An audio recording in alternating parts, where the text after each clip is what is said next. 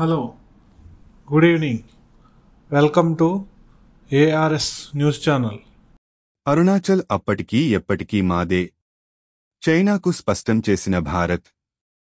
అరుణాచల్ ప్రదేశ్ను తమ భూభాగమని వాదిస్తోన్న చైనా తాజాగా కొన్ని ప్రాంతాలకు కొత్త పేర్లు పెట్టేందుకు చేసిన ప్రయత్నాలను భారత్ తీవ్రంగా ఖండించింది. ఈ రాష్ట్రాన్ని జాంగ్నాన్ లేదా దక్షిణ టిబెట్గా పేర్కొంటోన్న చైనా వాదనలను భారత విదేశాంగ మంత్రిత్వ శాఖ నిర్ద్వంద్వంగా తోసిపుచ్చింది. చైనా అరుణాచల్ ప్రదేశ్లోని ప్రదేశాలకు పేర్లు పెట్టేందుకు చైనా నిరంతర ప్రయత్నాలను కొనసాగిస్తోంది అని విదేశాంగ శాఖ అధికార ప్రతినిధి రణధీర్ జైస్వాల్ బుధవారం పేర్కొన్నారు. అరుణాచల్ ప్రదేశ్లో భారత నేతల పర్యటనలపై కూడా చైనా అభ్యంతరాలు తెలుపుతోంది.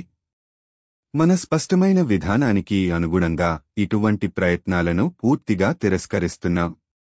కుయుక్తులు, పేరు మార్పులు అరుణాచల్ ప్రదేశ్ వాస్తవాన్ని మార్చలేవు. భారతదేశానికి విడదీయలేని భాగం. అది గతంలోనూ భారత్ భూభాగమే. అప్పటికీ ఇప్పటికీ ఎప్పటికీ భారతదేశంగానే ఉంటుంది అని విదేశాంగ శాఖ ప్రకటించింది. చైనా తరచుగా అరుణాచల్ ప్రదేశ్ను తన భూభాగంగా పేర్కొంటూ ఆ రాష్ట్రంలోని పలు ప్రాంతాలకు కొత్త పేర్లు ప్రకటిస్తూ వస్తోంది. 2024లో చైనా 30 ప్రదేశాలకు కొత్త పేర్లు సూచిస్తూ విడుదల చేసిన జాబితాను భారత్ ఖండించింది. అరుణాచల్ ప్రదేశ్పై ఉన్న సరిహద్దు వివాదం గత కొన్ని దశాబ్దాలుగా భారత్, చైనాల మధ్య ఉద్రిక్తతలకు మూలం. ఇది టిబెట్ స్వయంపాలిత ప్రాంతానికి సరిహద్దుల్లో ఉంది. దీంతో చైనా ఈ ప్రాంతాన్ని చారిత్రక టిబెట్లో భాగంగా పేర్కొంటోంది.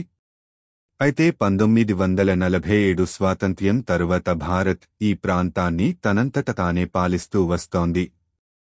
ఇటీవలి సంవత్సరాల్లో ఈ భూవివాదానికి తోడు నీటి వనరుల వినియోగం గురించి కూడా ఆందోళనలు పెరిగాయి.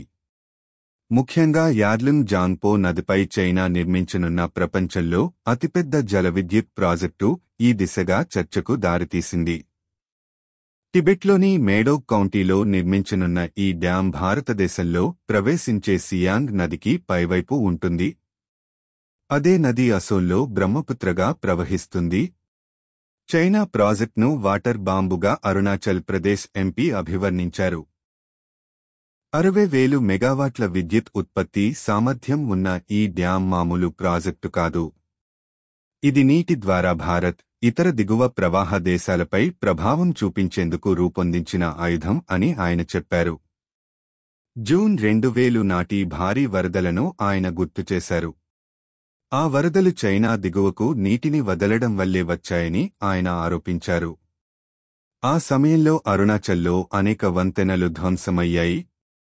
భవిష్యత్తులో చైనా అనూహ్యంగా నీటిని విడుదల చేస్తే అరుణాచల ప్రదేశ్, అసోం, బంగ్లాదేశ్ వంటి దక్షిణాసియా దేశాలు తీవ్రమైన నష్టాలను ఎదుర్కొంటాయి అని ఆయన హెచ్చరించారు.